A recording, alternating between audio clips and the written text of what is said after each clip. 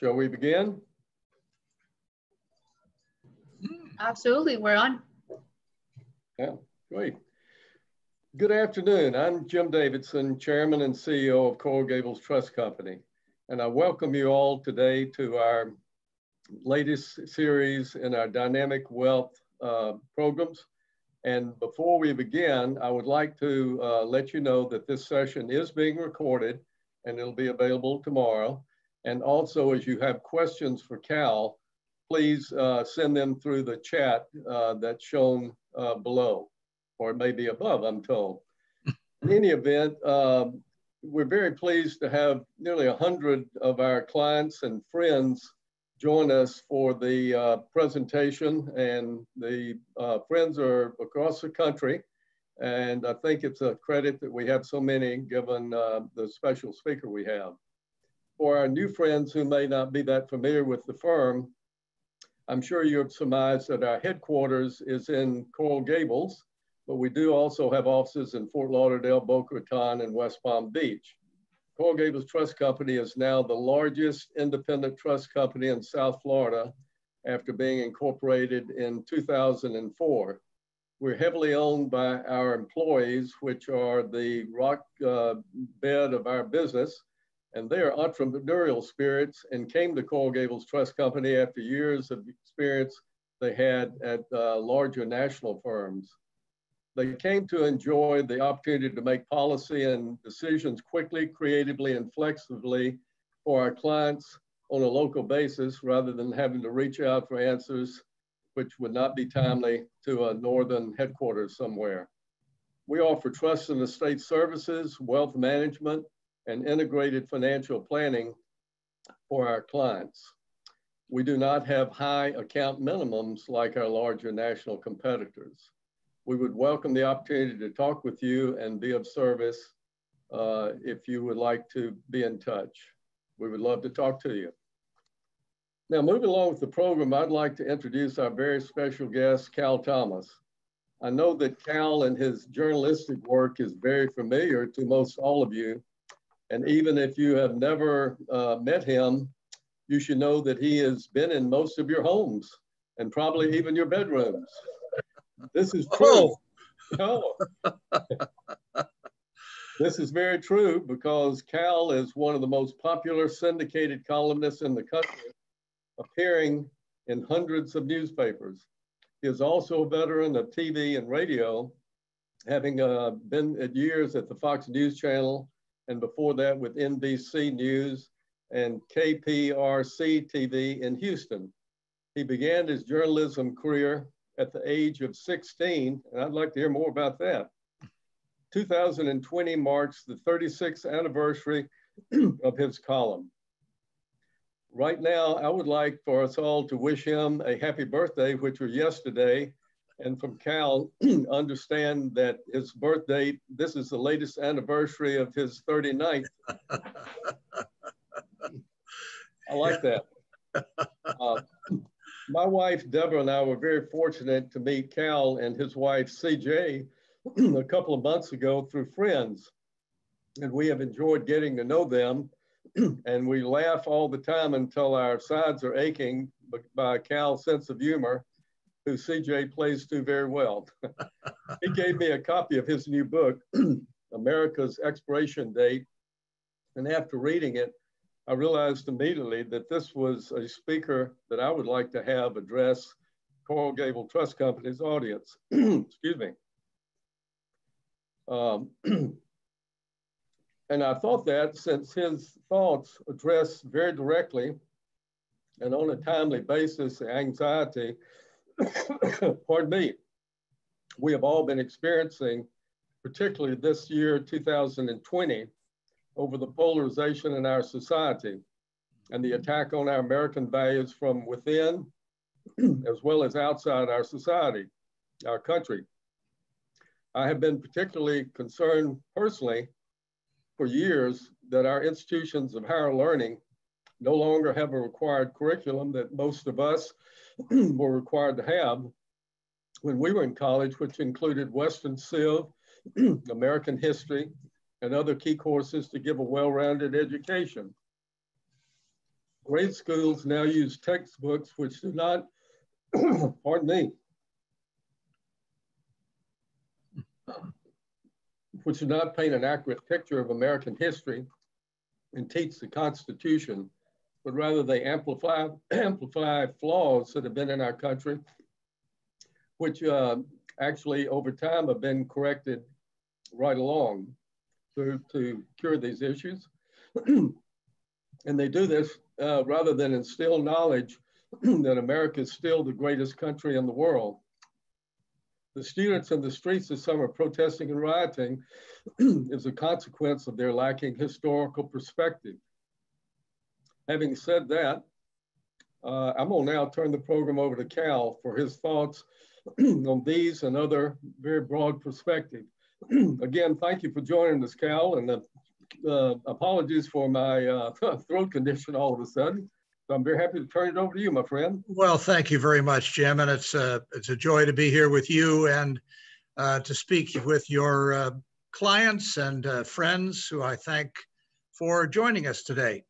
Usually on the lecture circuit, I'm from Washington, D.C. I would open up by saying, I'm happy to be here tonight from Washington, D.C., where the only politicians with convictions are in prison. And then when I would speak in Orlando, I had a twist on that. I'd say, I'm happy to be down here from Washington, D.C., or as I like to say, from one Mickey Mouse operation to another, boom, boom. Like you, I'm concerned about the direction of the country. Ronald Reagan used to say, we're only one generation away from losing it all. America is not the norm in the world. As you look around the world, you see religious oppression, you see a denial of women's rights, you see a lack of freedom of the press. There are no free elections in many places. We are an oasis in the midst of a vast desert. And this is not a political or partisan statement. I think it's rather obvious. And one of the things, you mentioned colleges and universities. I think one of the things that's been lost in our country is a concept of objective truth. People now are all parts of groups, and we only listen to those things that reinforce what we already believe, whether it's Fox News or MSNBC or talk radio. I'm not saying there isn't a role for these, there is. But like a balanced diet, we need to read other ideas and consider other opinions. People don't know each other anymore. And if you depart from groupthink, if you're African-American, if you're female, if you're Hispanic, or whatever you are, as far as gender or race or background go, the culture says you're supposed to think a certain way. And if you are an independent thinker and don't go along with a group, then you are denounced as insufficiently whatever it is, black or female or whatever. And I think this has contributed to our lack of conversation and relationships. You know, we don't live in neighborhoods where we throw open the window in the morning and say to our next door neighbor who may happen to be of a different political persuasion or religious faith or whatever, hey, you no good creep, what are you going to do to ruin America today? Most people don't live like that. If they did, they wouldn't have very good relationships. Our kids go to the same schools, more or less. You know, we belong to clubs. We don't disenfranchise each other. But increasingly, we are at each other's throats. Now, as you mentioned just a moment ago, our greatest enemy, and Abraham Lincoln touched on this as well, is less from without than from within. And our national motto is e pluribus unum, out of many, one. But we are rapidly becoming out of one, many. We're becoming hyphenated Americans. One of the few things I ever agreed with Whoopi Goldberg in when she said once on The View, I'm not an African American, I'm an American. And that's how we used to think. People came to this country legally from other countries and wanted to assimilate. They wanted their children and grandchildren to have a better life than they had in the country they left. But now they come with their agendas, they get signed up by a political party, they're told they have to vote a certain way, and nobody knows each other anymore. Now, when I was growing up, I was taught and modeled by my parents certain values. And among them were these, that inspiration followed by motivation, followed by perspiration, improves any life. But now we have flipped that into what I call the unholy trinity of the secular progressives. And that is envy, greed, and entitlement. As a young reporter, I interviewed a lot of wealthy and successful people, many like the ones you represent in your firm. I didn't envy them. I asked them, where did you go to school? What did you study? What's your philosophy of life? I want to be like you someday. But now the attitude is, and promoted by a lot of our politicians, if you make $2 and I make $1, you owe me 50 cents to make it fair. Spreading the wealth around, that's socialism. And as Margaret Thatcher used to say, great line, the problem with socialism is you soon run out of other people's money.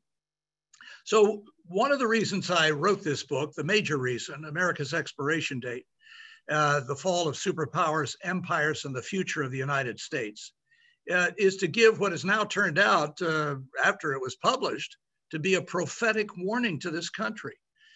I look at 8 empires of the past, and we don't learn anything from the past anymore. The closest we get to the past is the instant replay in a sports contest. But there is a pattern to human history.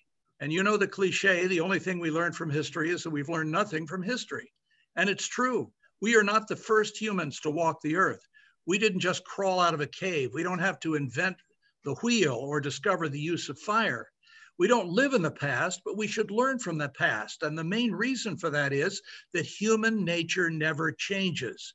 You can dress up people in a toga, a suit, or a dress. You can put them on a donkey or in an airplane or in an automobile, but you cannot change human nature. And that's why I wrote this book. There are certain common denominators to all of these empires and superpowers that have declined in the past, none of which, except for the UK, and that is a shadow of its former self now, none of which continue to exist. And these common denominators include the following: massive national debt.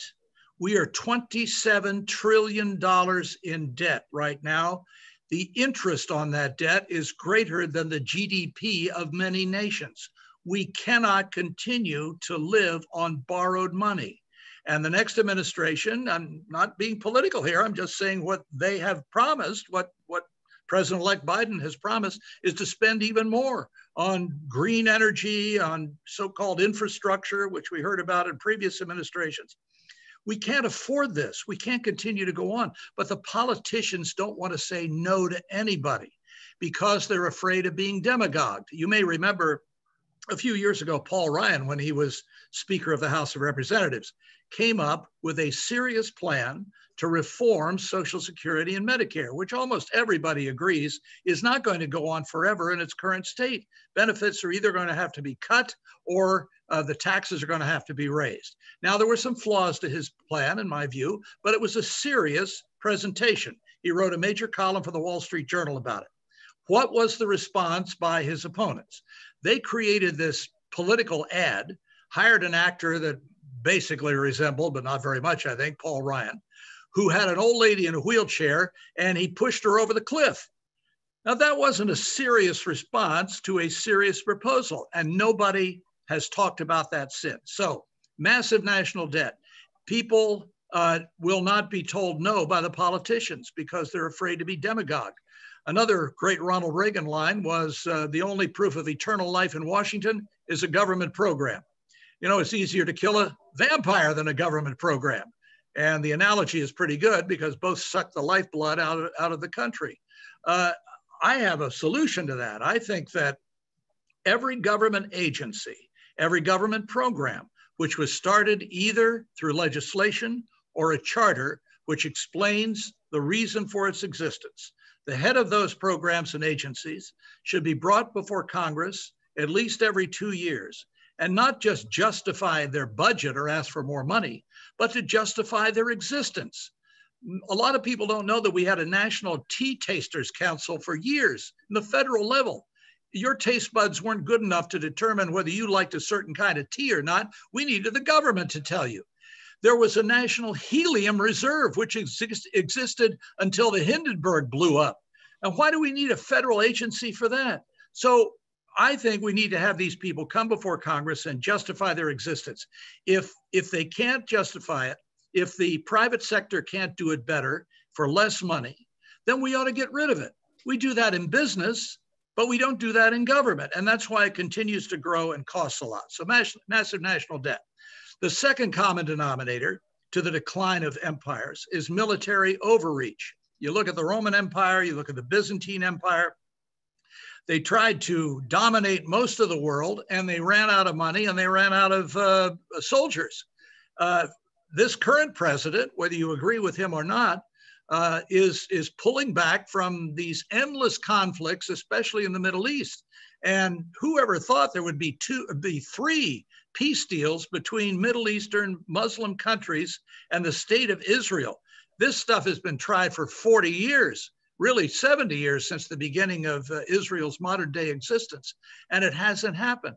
So military overreach and a proper use of our military is a second common denominator. The third one, and there are others in the book, but the third one, and these are the most important, I think, is a loss of a shared moral sense. Now, you can say, you know, it descends from the Ten Commandments, the Sermon on the Mount, or just common sense, but nobody is allowed to have an opinion on anything anymore that goes against the zeitgeist, the spirit of the age. So whatever you think is true for you. You know, you hear people say, especially young people, well, I have my truth and you have your truth. And as long as my truth makes me happy and your truth makes you happy, even though they are antithetical to one another, then that's all that matters, is that you and I are happy. So if you claim to have objective truth on anything, just on economic matters, never mind relational matters, then you are considered a bigot, a racist, a xenophobe, or whatever. And that's why a lot of people have retreated into their corners and don't want to say anything openly about anybody or any concept or any idea because they fear being demagogue. So you've got to have a reason for getting up in the morning and going to work besides making money and buying stuff. If you don't have an overarching or a spiritual reason for your existence, you have a pretty empty life, especially at the end. So those three things, there are others, but those three things, the massive national debt, a military overreach, and a loss of a shared moral sense, I think are responsible for the decline of all of these empires and superpowers. And I make the case in my book that we are on the same track, I'm sorry to say. And I think we have a very limited time to turn it around. People ask me, well, what's the best way to turn it around? I always quote what the late First Lady Barbara Bush said some years ago. She said, our success as a nation, your success as a family, depends less on what happens in the White House and more on what happens in your house. And I believe that to be true. And I think the only way we can recapture the essence of what the founders established in this unique and wonderful land of ours that we call America is to rescue our children and grandchildren from the schools that teach the kinds of things that you were talking about a moment ago, Jim, that are not taught anymore. Civics, the Constitution. Hillsdale College in Michigan has a free course on the Constitution. And we've had this battle for years on whether judges ought to decide what the Constitution means or if the Constitution should speak for itself. And I think that's a very important debate. And we had judges like Scalia and now, a couple of others on the court who believe that the Constitution means what it says and says what it means. But we don't teach real history anymore. The New York Times, which I like to say I read every day along with my Bible, so I know what each side is doing, has come up with this 1776, no, it's a, what is it? No, 1612 project, which among other things teaches that because we went through an era of slavery, never mind what other countries still have today, especially in Africa, Libya and others, where black people own black people and trade and sell them. No, this systemic racism is a stain on America that can never be erased, never. And so in spite of the fact that we fought a civil war over this and that we have spent well over several $1 trillion on civil rights and anti-welfare programs and other things, I think the best thing, especially for the poor and minority community, would be a school choice to allow young people who are trapped in these failing government schools to get out and have a chance at a real education, which is the foundation for any life. If you don't have a decent education, you've got 2 strikes against you with a curveball headed to your head. It's amazing to me that some of my friends on the secular progressive left are all for choice when it comes to abortion at any stage in life and for any reason, but they're against choice when it comes to education. I liken it to the former Alabama Governor George Wallace in the early 60s, symbolically standing at a schoolhouse door in an attempt to keep African Americans out and to stop integration. But now we have a reverse with some politicians standing in the schoolhouse door of poor and minority kids in inner city schools, keeping them in because the teachers unions want it that way, and they give a lot of money to the politicians. Now, I would say finally, maybe before, well, not finally, but before we open it up to questions, we need to get these people out of Washington. They have become, you talk about the virus, they become infected with another virus. The virus of staying in office too long, and it becomes corruptive after a while. I'll tell you my favorite story on that illustrates it better than anything I can think of. The late Senator George McGovern, a 1972 Democratic presidential candidate, and a friend of mine. We used to go out and do civil debates, and then we go out and have dinner or something later. I liked him a lot. I respected him. He was a combat veteran from World War II. And when he lost his Senate seat in 1980, along with 4 other Democrat senators, he had not done anything other than public service since coming back from World War II, and he decided to do something totally different. He went up to Connecticut and bought an inn. And after about 2 years, it went bankrupt. A reporter for the Wall Street Journal called him up and wanted to know what happened. And in the only thing you need to remember, if you remember nothing else of what I said today, George McGovern said, and this is a quote, "Gee, if I'd known how difficult it was to run a business, I might have voted differently in the United States Senate." I rest my case. These guys stay there 10, 20, or in the case of Patrick Leahy and some other 40 years and brag about it. They've never done it. They've never employed anybody except people in their office that are on the government payroll like them. They've never run a business. They've never had to do a balance sheet. They get out of touch. They get discount haircuts, free parking. If they win, I think it's just a couple of terms, they get their salary, their Senate or House salary for life. Now, who wouldn't like a deal like that? But they get out of touch. They're not in touch with real Americans. And their primary objective, and I'm talking nonpartisan here, their primary objective is reelection, not really doing the people's business.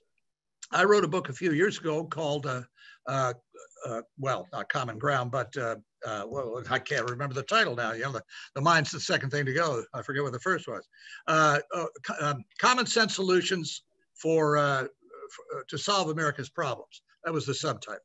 And in it, I said, look, let's get away from this left and right conservative liberal thing, okay? We have a history, as I said earlier. Let's find out what actually works and what doesn't. And what is working, we keep, and what is not working, we get rid of. Now, I think that's something that should appeal to everybody, especially since, we're paying so much to government in our taxes and we're getting so little in return. So I do think there is a way out of this. I do think that we don't have to continue down the same path we've been on. But like these other superpowers and nation states that have collapsed in the past, most of them have existed only 250 years. This book was based on an inspiration from the late British diplomat, Sir John Glubb, who found that the average age of these empires was 250 years. Rome was an exception, but it still followed the same path, though a little slower. And on July 4th, 2026, the United States will be 250 years old. Now, I'm not one of these guys walking around with a long white beard and a sandwich board that says the end is near on it. And it is an average, but I do believe, based on history, based on common sense, that if we continue down the same path that we're on, economically, militarily, and with the loss of shared moral sense and lack of faith in God, a Pew survey found a year ago that 20% of millennials no longer believe in God. You can't, again, exist with no purpose in life. You got to have a purpose higher than yourself and making money and buying stuff. So I think education's the key. We don't send our troops into a foreign country to be trained by enemy camps. We train them here in our own military facilities. But we willingly, too many of us, send our children into schools where they don't learn real history. They don't really learn to love this country. You hear that, well, we got so many people from other countries, you can't really, can't say the Pledge of Allegiance in school anymore. Well, to what are you pledging allegiance then, if not the United States? I mean, why are you even here? Why are your parents here? We shouldn't be ashamed or embarrassed about America. This is why people come here and want to come here in greater numbers. They want opportunity. They want a chance to do something that they couldn't do in their own country. So we welcome them here legally, hopefully, and want them to assimilate, not to be hyphenated Americans. I think it's great that people speak 2 or 3 languages, but I'm getting tired of pressing one for English, frankly. It's America, okay? If I go live in another country, I'll learn their language. You come here, speak more than one if you like, but it's America. And by the way, Jim, you said at the beginning, this session is being recorded. I hope for not quality and training purposes. That's something else I hate. This call is being recorded for quality and training purposes. No, it isn't. I asked somebody that once, and I said, is it really? Yeah, it really is. And I said, well, I'm recording yours too. Oh, well, you can't do that. I said, yes, I can. You are. She hung up on me. Anyway, so those are some initial things that I thought I would mention, and hopefully a nonpartisan way. Now, if you or anybody else want to ask some questions or tell me I'm crazy or whatever, I'm happy to respond. Well, yes, we do have some questions. And the first one I'd like to present, if I could be brought back on, is you and Bob Beckel had a very good program going back, debating across the political fence. We don't see much of that type of program anymore. And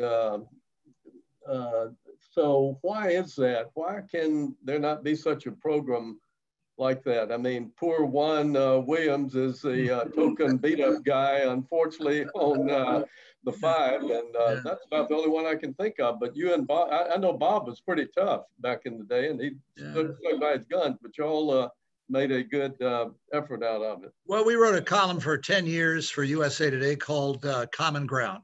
And we wrote a book together on the same subject, and we used to go out on the lecture circuit and do that. And this gets back to something I said earlier. Most of us don't know anybody on the, quote, other side. And at the end of our presentation, I would say, look, Bob is not on the other side. Both of our dads were in World War II. They weren't fighting for or against Franklin Roosevelt. They were fighting for an American ideal. America has always been an idea in search of the ideal and in pursuit of it. Well, have we gotten there yet? No, but that's part of the journey. We're pressing on. We're trying to do better. We're trying to right wrongs. And most people, as I say, don't know anybody on the other side, or the other political perspective. Bob is my friend. We by listening to each other, and this is something else we don't do. We don't listen to people with different points of view or perspectives. By listening to each other, several things happen. Number one, we get to understand how we came to the perspectives we share. But number two, most importantly, when we talk to each other, we have the opportunity to present information or ideas, hopefully in a persuasive way, that will convince the other person that some of these ideas are worthy of their consideration, or maybe they're even right. Bob has come to admit that the whole welfare system was wrong, even though it was good intentioned. It addicted too many people to government and left out personal responsibility and accountability, especially the old aid to families with dependent children. Young teenage girls were popping out babies one after another because every baby they had, they got a check from the government. Now that's enabling. That's not encouraging personal responsibility or accountability. So we talk to each other, and he's convinced me on some things on the defense budget and fighting these endless wars and other things. But these come out of a personal relationship and not seeing someone who is of a different party or persuasion as the enemy. We got plenty of enemies in the world. We don't need to be enemies of each other. I agree. Good points made throughout. Another question just came in. I haven't thought about before, but the questioner asked or states, when the Constitution was signed, only 10% of the people attended church. So if that's the case, why is religious belief important if we founded our country with so little religious backing? Well, I don't know where the 10% came from, but the founders understood, including and especially Thomas Jefferson. You know, the Declaration of Independence is the foundational principle of the Constitution. And Jefferson understood, though many have called him a deist, and, you know, he had his own Bible and cut out sections he didn't like, as if he were God. He understood that if rights had to come from outside the reach of government or humankind, otherwise they could be taken away. And that's why he wrote that great phrase that we are endowed by our Creator with certain unalienable rights. And that means government can't touch it. But in the next paragraph that a lot of people have memorized, he said, and that to secure these rights, governments are instituted among men. Now, why is that necessary for government to do? And I refer you to James Madison, who said, if men were angels, government wouldn't be necessary.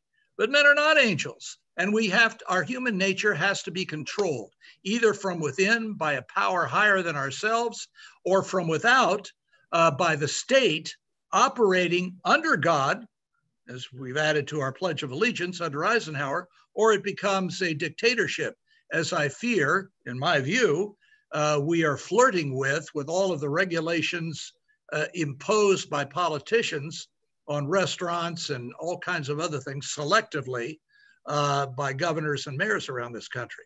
So I think it's important to have, and obviously this is a personal decision, but I think that if you don't have a higher purpose for living and the hope of a destination after you pass away, then your life is kind of eat, drink, and be merry, for tomorrow you die, in my judgment. Yep. We'll take up an offering in a minute. Okay. Thank you, Cal. A question sort of related to what you just mentioned. Now that the elections are over, would think that the governors and politicians would get on the same page. But we still have some governors shutting down their businesses worse than ever. And then we have other governors that are opening up their economies so people can save their businesses and keep people employed. So what's the rub now with those that still are keeping the economies closed? Well, I'm very encouraged.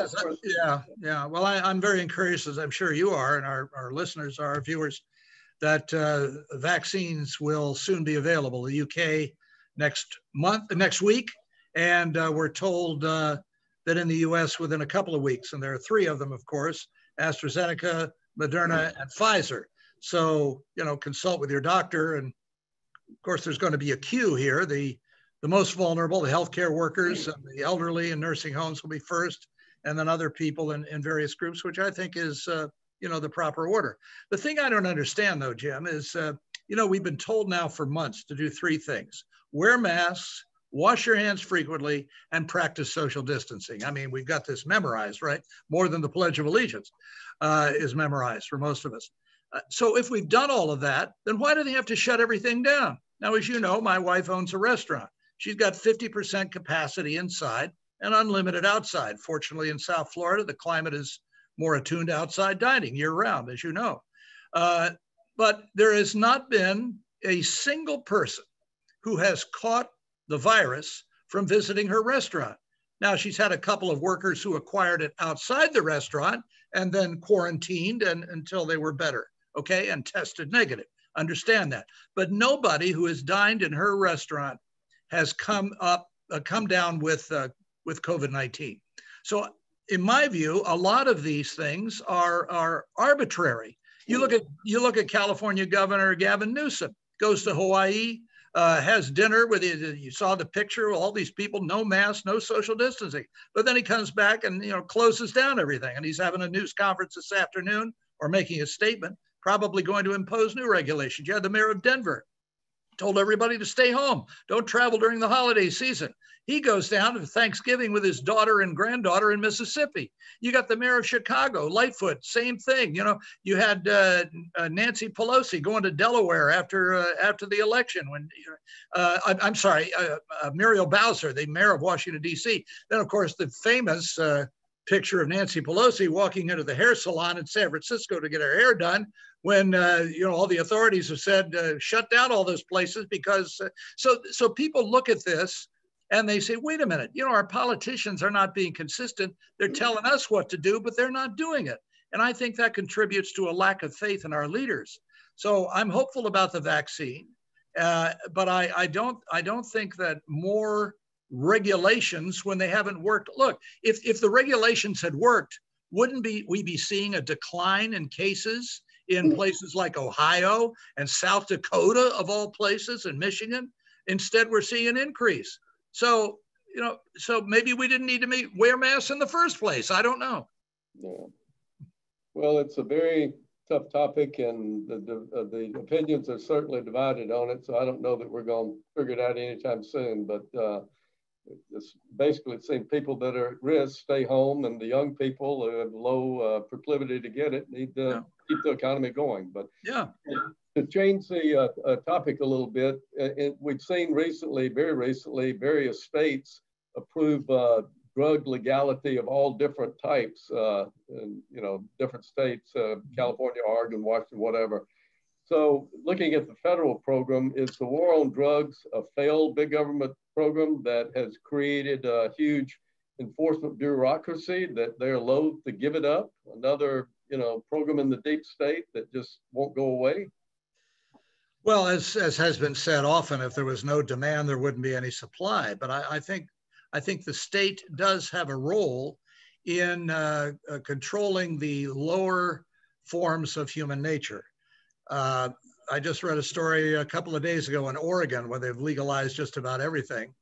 Now they've noticed an uptick in addicts. Well, duh.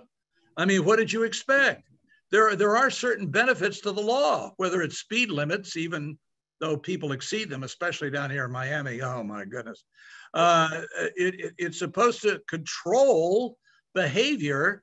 And by controlling that behavior, it is assumed that it's going to, borrowing again from one of our founding documents, promote the general welfare, provide for the common defense, and ensure domestic tranquility. That's the purpose of the law.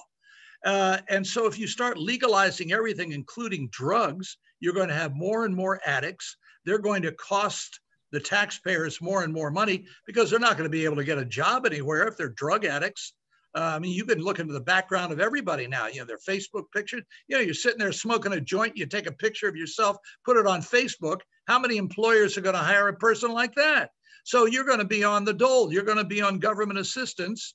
And while the politicians want to let you smoke or inject anything, and in some cases even provide the needles, it's the taxpayers and the people who have made right decisions about their lives and what they put in their bodies who are going to be paying the bill for this stuff.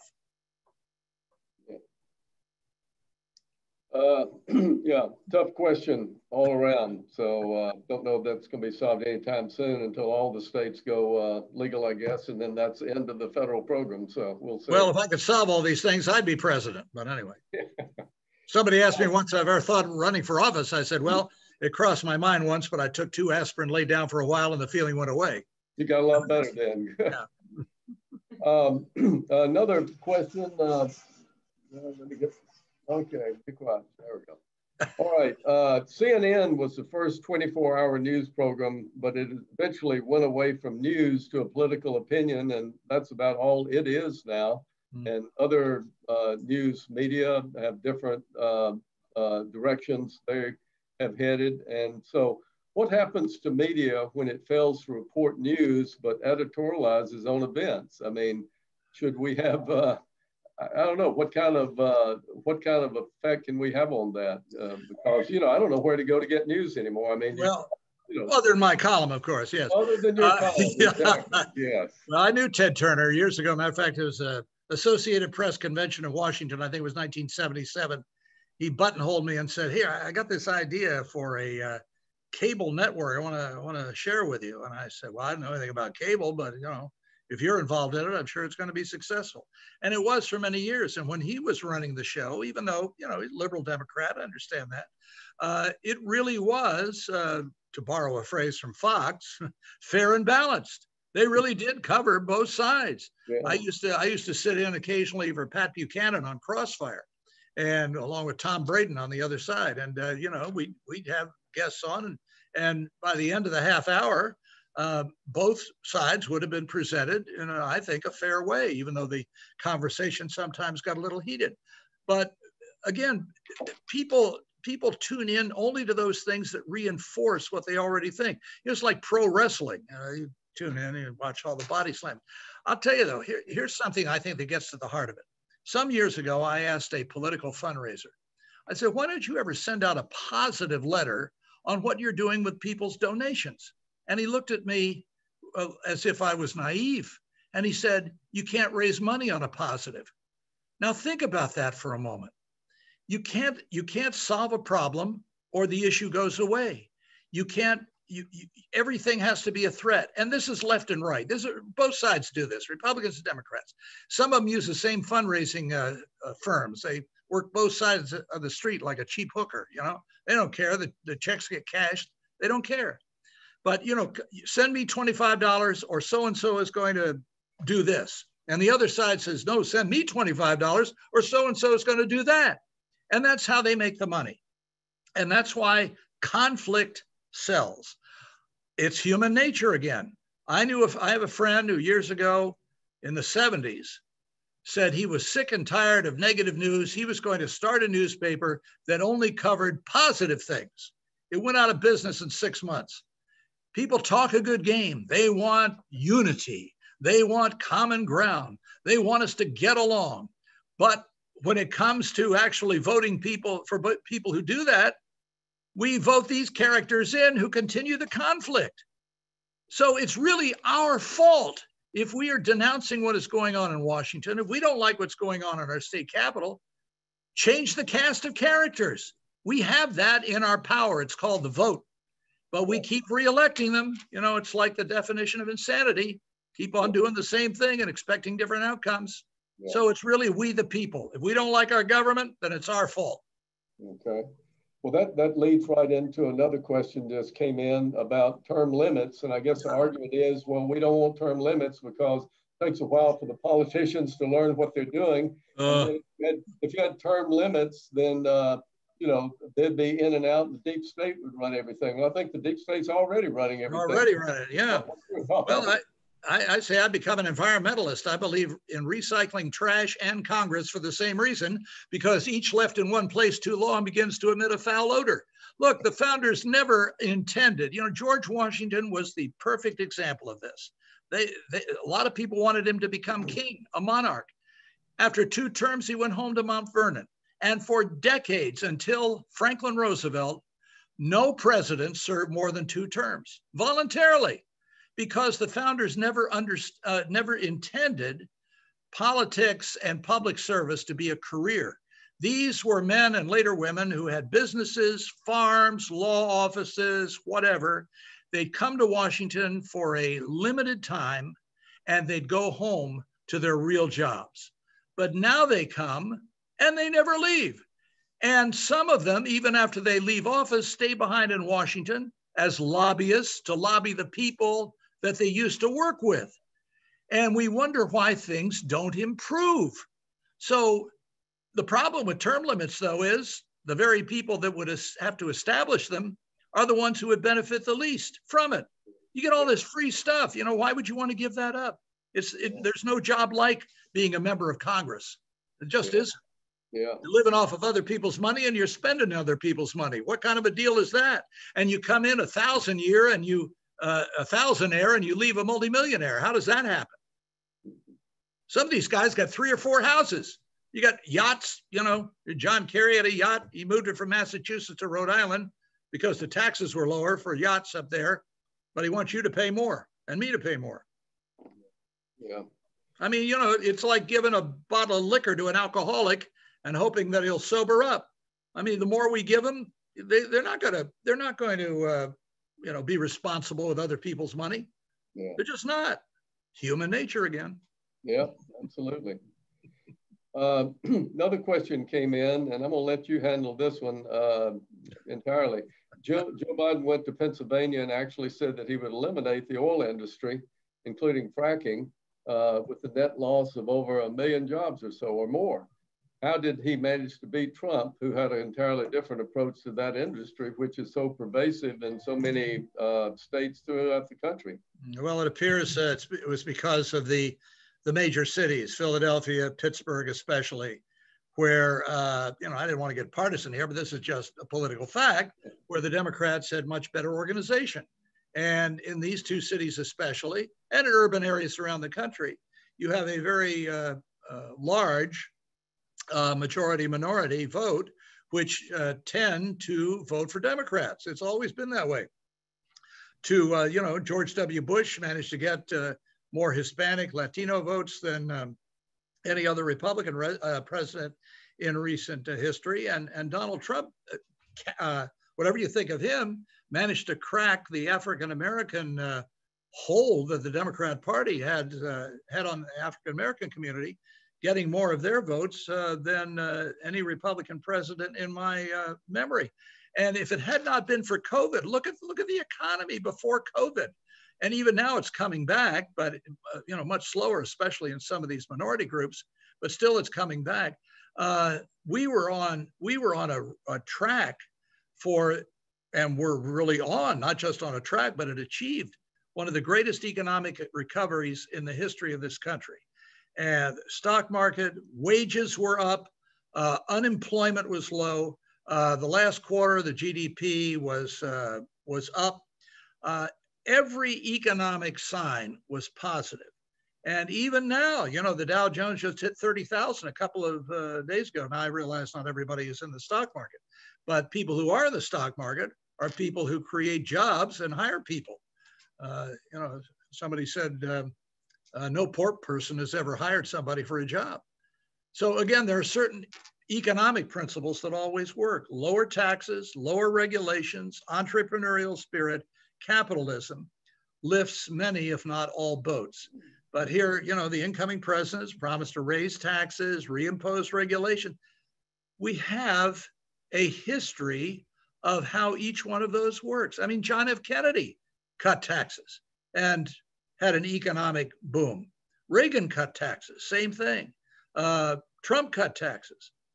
Even Bill Clinton said, at a speech he made, he said, "You probably think I raised your taxes too much." Well, I do too. Well, too late for that. The government doesn't need more of our money. They never ask us if we need more, by the way. You notice that? Hey, you want to, and they penalize success and subsidize mediocrity and failure. I like what my namesake Calvin Coolidge said. You do not build up the weak by tearing down the strong. I rest my case. Case rested. Another question came in, and I'll sort of add to it. I saw yesterday in the Wall Street Journal that they said that now ad dollars, 50% of ad dollars are going to social media, going digital. Yeah. And we see regularly more newspapers going out of business.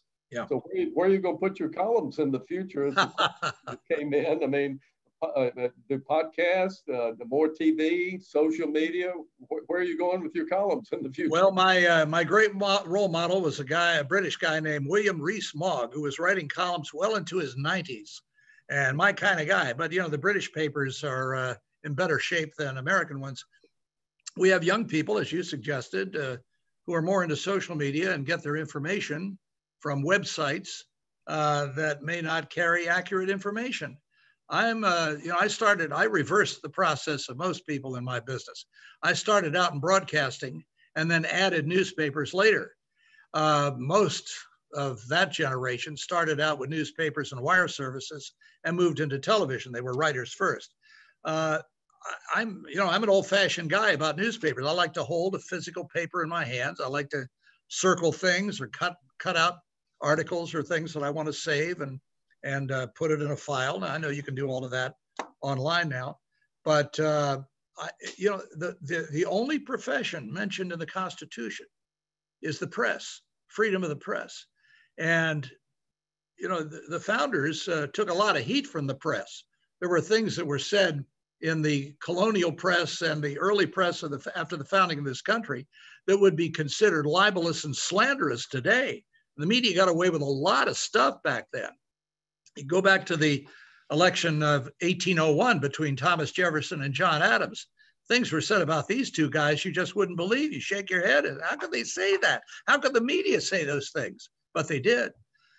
Nevertheless, they understood that a free press was a check on the excesses beyond democracy. And, our freedoms, it's just like you can't get into shape physically by watching a video of somebody else sweating. You got to go to the gym yourself. You got to lift the weights. You got to jog. You got to do whatever to keep your body in shape. And you can't just absorb ideas. Democracy and our wonderful capitalistic economic system have to be renewed in every generation. And you have to work it out. And you have to participate in it. And you have to do the work. You can't. It just doesn't happen. And if it happened, more nations around the world would embrace it. So we have to realize not only how fortunate we have been because of what our parents, grandparents, and going back to the founding of the country gave up and sacrificed so that we might have better lives and the country might be preserved, or we're going to lose it. And that's the point of my book.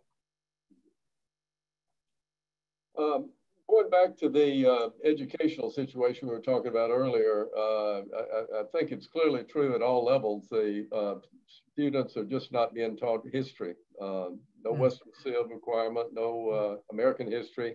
In fact, I was talking to my 3 granddaughters recently, and I don't think they could, they're all teenagers, and I don't think they could tell you when the War of 1812 was fought. That sounds like an old Groucho Marx line, who's buried in Grant's tomb, right? And then I was on a briefing seminar call that was Secretary Condoleezza Rice is now director of the Hoover Institution, and she also teaches small class political science class at Stanford still. And plays the piano very well. She plays the piano, she plays golf very well, and she's a football fan, most remarkable, talented woman. No kidding.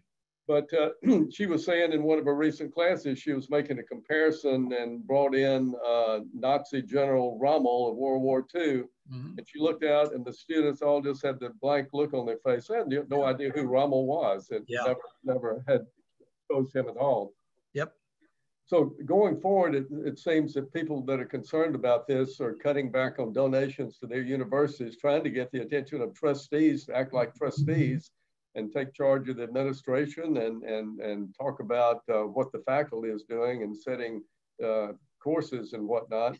Or we have other student organizations that are pushing for it as well. So Pandi mentioned that one of the reasons for that, she believes, is that we're competing against foreign countries, and in many of the foreign institutions, they're focusing on the STEM courses and not so much on the humanities and history, arts, whatnot. And that's one reason. I can see that at Stanford, but some of the other institutions, well, virtually every institution, just not doing a core curriculum. So what are your thoughts on that in general, Cal? Well, I think a lot of the political correctness movement has invaded our schools, and people, not just history, but mathematics, the sciences.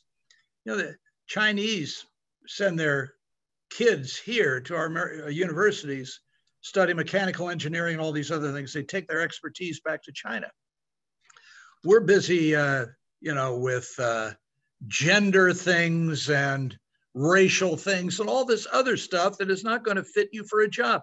You look at some of these university courses. Well, I was a major in racial studies or gender studies. Oh, great. What kind of a job are you going to get for that? I mean, come on, man, as Biden might say. I just, there are certain fundamental things that produce a well-rounded individual. The classics, you know, you talk about your joke about your granddaughter not knowing when the War of 1812 was fought, but I think most history is viewed as boring. Now, I would ask a young person, look, before you went out and bought a car, would you ask somebody who had owned that brand before what they thought of it, or consult Consumer Reports? Well, they probably would. That would be a likely thing. Well, why wouldn't you look to the past to see those ideas that worked and didn't work and make it interesting? Now, my history courses in college were horribly boring. The teacher was boring. He basically said, here, read the textbook. And it was about treaties and dates and long since dead white guys and all that stuff. But then I discovered later writers like, Doris Kearns Goodwin and David McCullough, people who write history as narrative. Right now I'm rereading the 4-volume epic by Carl Sandburg, Abraham Lincoln, The War Years. Absolutely overwhelming. And one of the things about the media, many of the press hated Lincoln, and not just the Southern press, even some in the Northern press did. He was called all kinds of things, mocked for the way he looked, the way he spoke, his jokes that he told, his policies. There was a New York paper that said after he was elected that the best thing he could do to heal the country is not take office. So again, human nature doesn't change. It remains the same no matter what clothes you put on or your mode of transportation.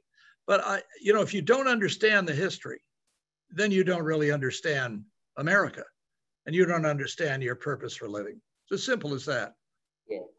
But the taking down of the statues and erasing history, as Condi Rice would said, is ridiculous. How can you learn from history if you don't know it? Anyway. Well, that's part of the politically correct thing. Her friends, as you know, were killed in the Birmingham church bombing in the 1960s. It didn't make her bitter. It made her better. And it gave her a credibility. When she speaks, I've met her a few times. I think I did one of the last interviews with her before she left as Secretary of State. She's incredibly smart, incredibly articulate, very gracious, and I think has earned tremendous respect. But because she's a Republican, instead you get Alexandria Ocasio-Cortez and the squad paid attention to by the media, and all they do is run their mouths. They don't do anything. This is a woman of real accomplishment. Yeah. She doesn't just sing "We Shall Overcome." She's actually overcome. Yeah. And that's the other thing. We don't teach success. We teach victimhood. We teach all of these other things. And it's very sad. This is not the America I grew up in. Cal, this has been fantastic. We don't want to keep you past dinner time. I know you have plans, but I just want to let everybody know that the book will be available, sent to you, autographed by Cal. And one indication that this is a bestseller, we went to buy adequate copies to send out to you, and they were entirely sold out of the hard copy anywhere. Couldn't find them anywhere. And finally, Cal touched base with the publisher and said, "We're going to have to go do another printing." So you'll receive a paperback, which I apologize, but just to wrap it up, to ease your anticipation of getting the book and reading, Cal, could you just sort of give if you were king, 3 concrete things that you would do if you were king to solve the issues that we have of having an expiration date? Well, first thing I do is make my wife queen, which she already is, but that's another issue. And I also say, by signing this book, if I ever amount to anything, you folks can sell it on eBay for twice the price. I don't think this is part of the problem, that you have a top-down structure in this country now, and it used to be bottom-up. This is why the preamble to the Constitution begins, "We the people," not "you the government" or "you the politician." It's not what I would do. It's a collective, shared value system that crosses all lines, whether they be political, economic, racial, religious, or whatever. A shared morality, a shared sense of what it means to be an American. You talk about, young people. If you ask them, what does it mean to you to be an American? I'm not sure they could answer that anymore.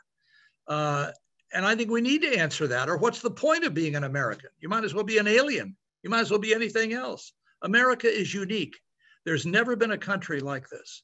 And there may not ever be again. And we may not last much longer than our expiration date if we don't get our act together and realize that, you know, we're not all victims. Nobody owes us a living. You know, I played basketball for a little while in high school and college, okay? But I assessed my skills and I knew I wasn't going to the NBA, so I went to NBC, boom, boom. But, you know, this is a land of opportunity, not guaranteed outcome. And I think we need to get rid of this notion of envy, greed, and entitlement. You know, we've gotten rid of valedictorians and salutatorians in our schools because somebody's decided that maybe somebody will feel bad because they didn't finish first or second in their school. Well, we used to praise achievement. We used to encourage people to achieve and be successful. Now we denigrate those things and we wonder why we're getting less of it. When I was growing up, you know, we penalized and discouraged the things we said we wanted less of and subsidized and encouraged the things we said we wanted more of. Now it's flipped and we penalize and discourage the things we say we want more of and subsidize and encourage the things we say we want less of and are shocked to find we're getting more of what we want less of and less of what we want more of. Proving I still have mental acuity. Anyway, I hope you like the book, you folks, and I appreciate the time. And thank you so much for being with us, Cal, and giving us your time. And incidentally, if you're down in the Keys, we go to Fish House often. I sort of consider it to be the Joe's of the Keys. And that's it. Great place to go, though. Yeah, so keep patronizing it. It'll keep me in my allowance. Yeah. And thank you all for attending the Dynamic Wealth Series seminar. And I wish you all the best, good health going forward, and best to you and your family during the holidays. Thank you.